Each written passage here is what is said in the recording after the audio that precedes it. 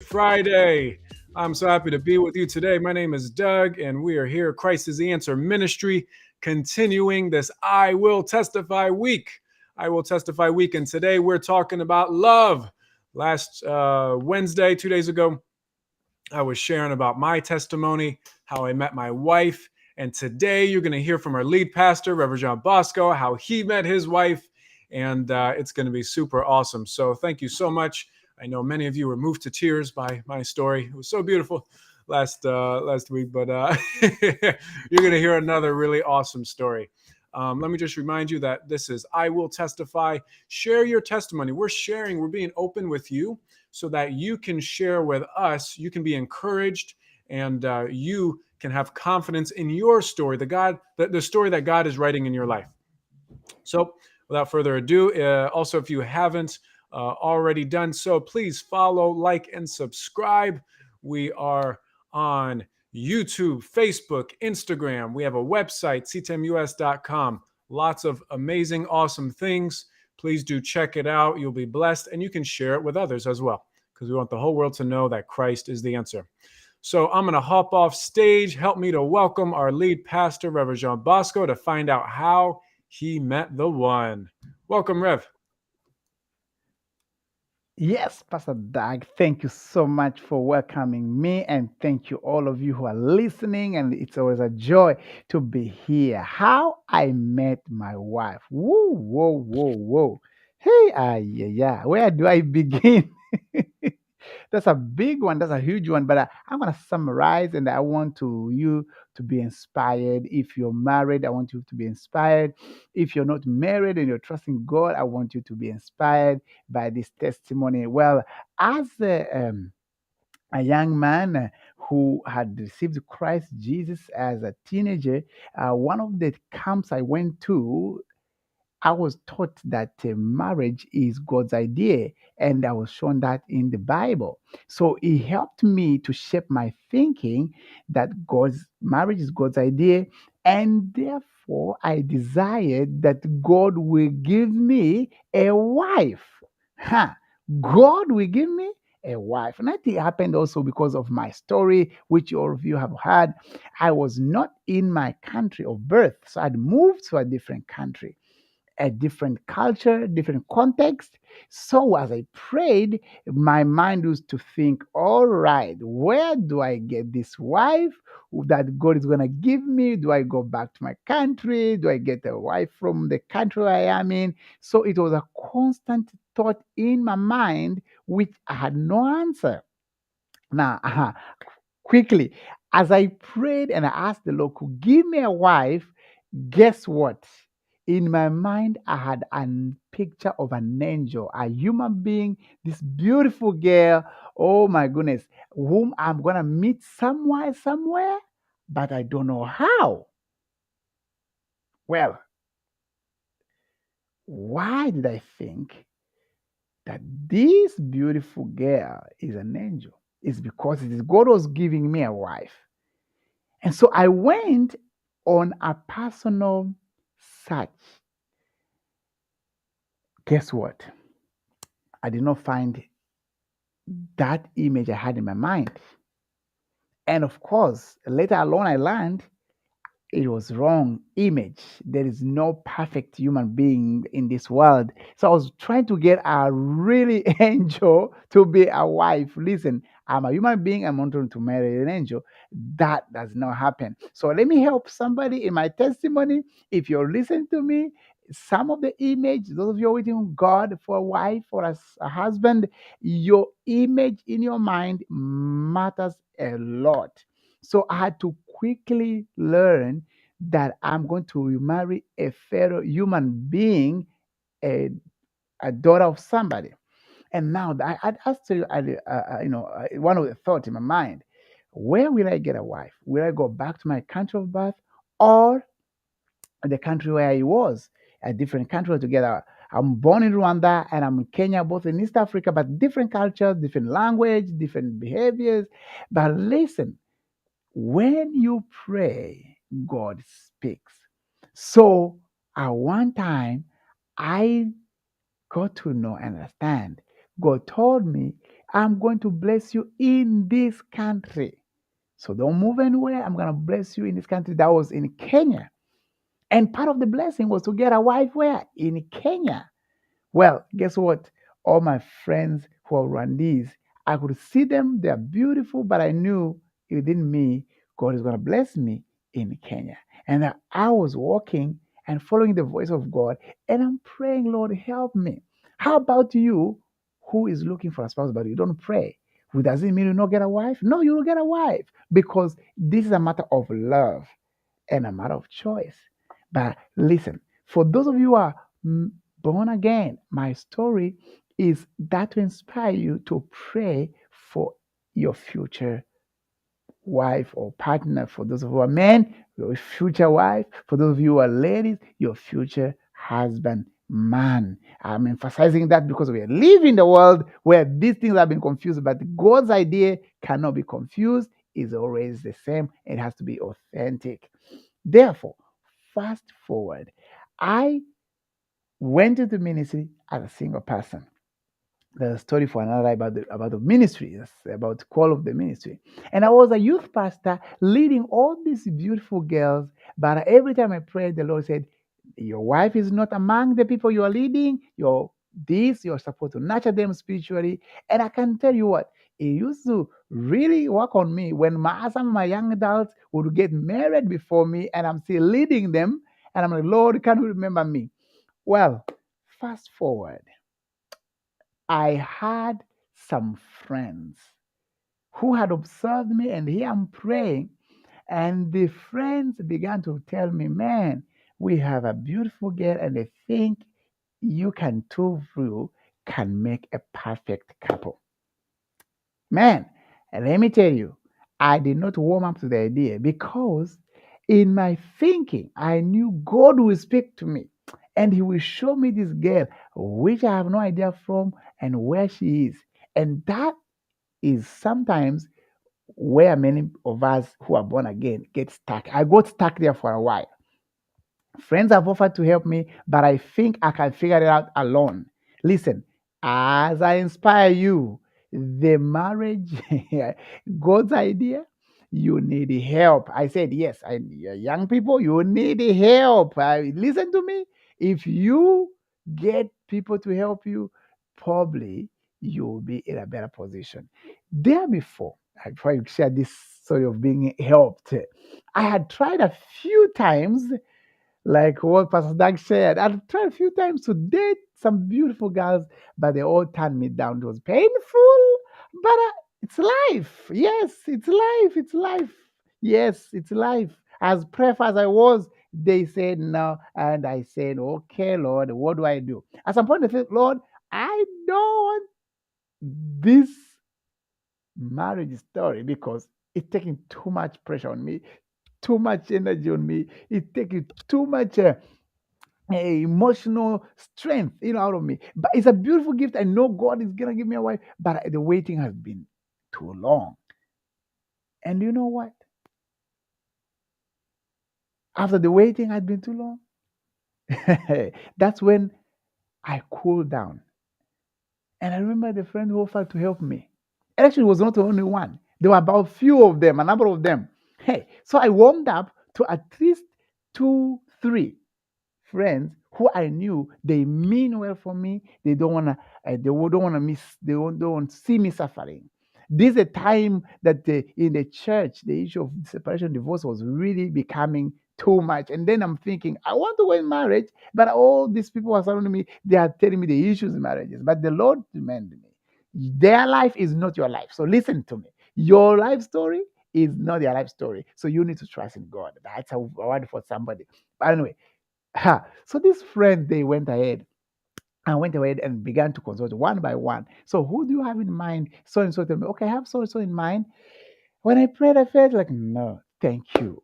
So good suggestion, but it's not what I think I've prayed for. Well, to the one, to the one, this mutual friend of mine, and by the way, let me warn you, my version of how I met my wife is my version. My wife has a personal version. So Hopefully, in the future, we'll be in the camera together to see. But this will encourage somebody. I'm testifying the goodness of the Lord. This friend of mine, he told me, you know what? This girl, you need to meet her.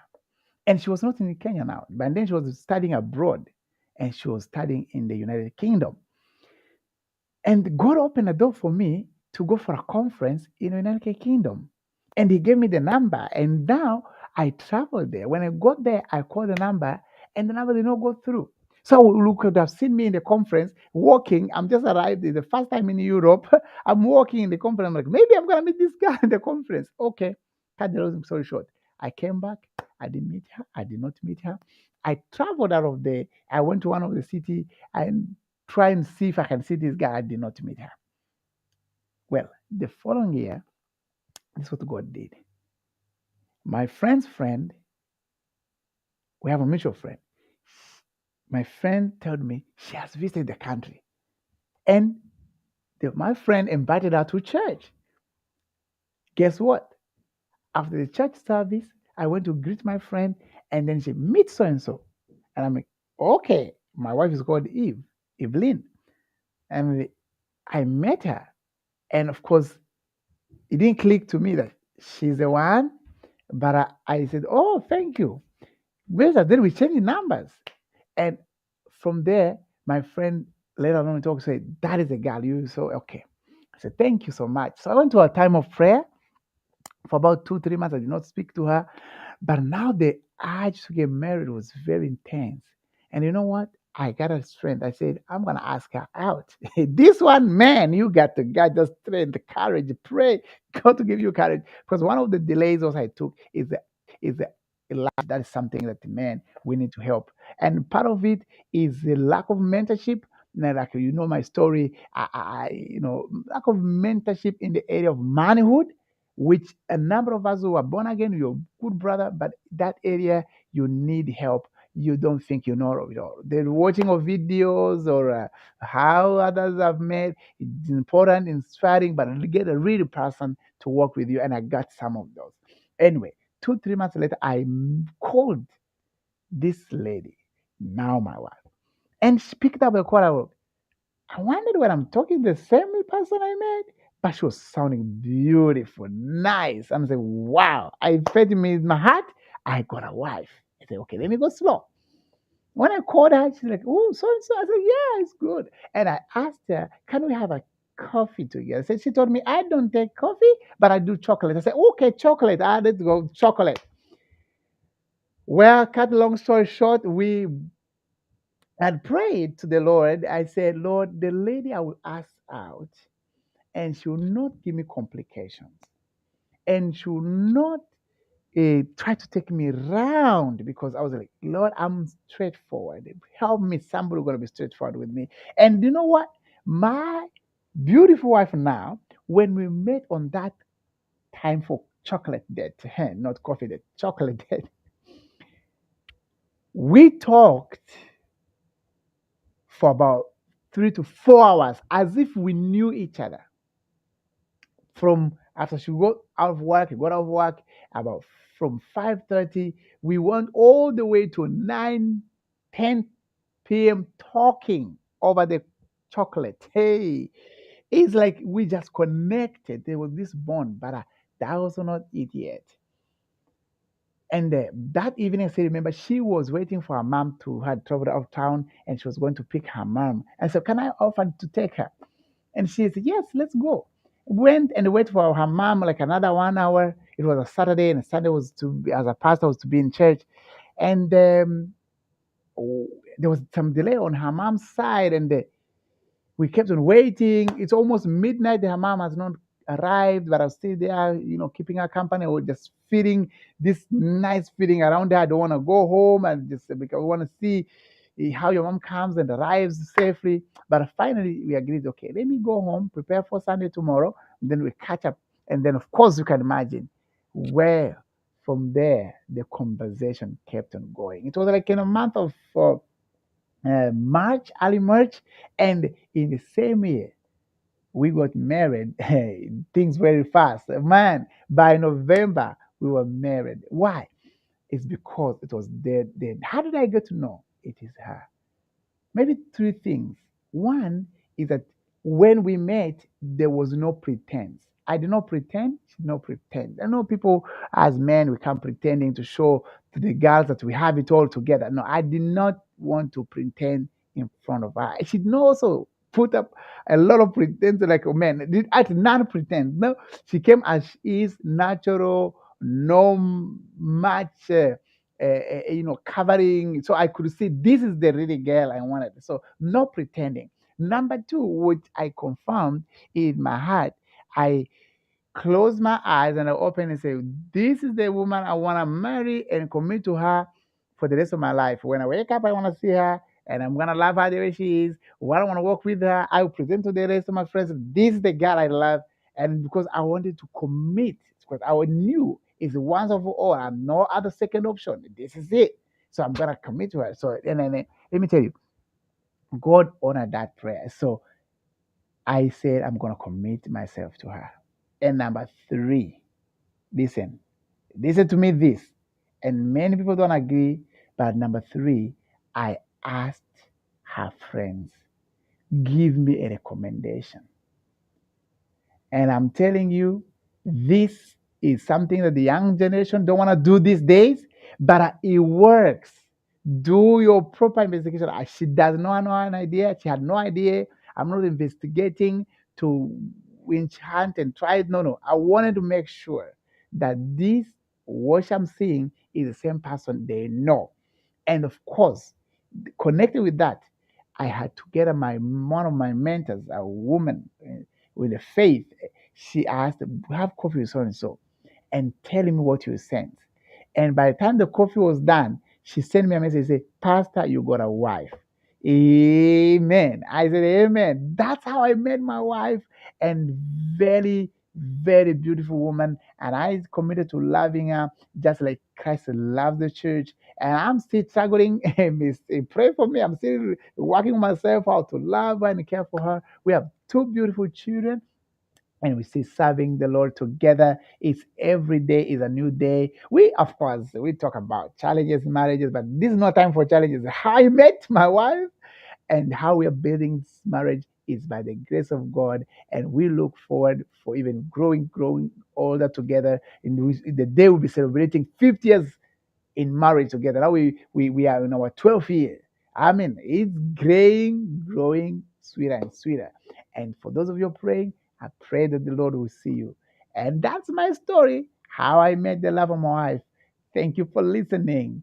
Leave a comment right there, a question, and we will get back to you. God bless. Woohoo, woohoo, man. That was awesome, Rev. That was, man, what kind of chocolate was that? Uh, thanks so much for sharing, guys. Thank you, everybody who's been watching and leaving comments and asking questions. Let me just encourage you again, hashtag I will testify and tag us. That would be awesome. And tonight, let me invite you. We have a prayer service that is open to everybody, 7:30 p.m. You see the Zoom ID and details right there. We would love to have you there. And of course, we invite you on Sunday. We invite you on Sunday to our live service at 11 a.m. Eastern Standard Time. So look forward to seeing you then. God bless you. And we just pray for you. If you're single, waiting for the one, there is hope. God has someone picked out for you, just like you've heard in Pastor's life today. And we are so excited for what God is going to do. If you want to connect with us, please do so. Leave us a message, get connected. We have a WhatsApp group. If you want to be part of that, let us know and we'll send you the invite link. And looking forward to connecting with you over the weekend and next week. Until next time, know that Christ is the answer.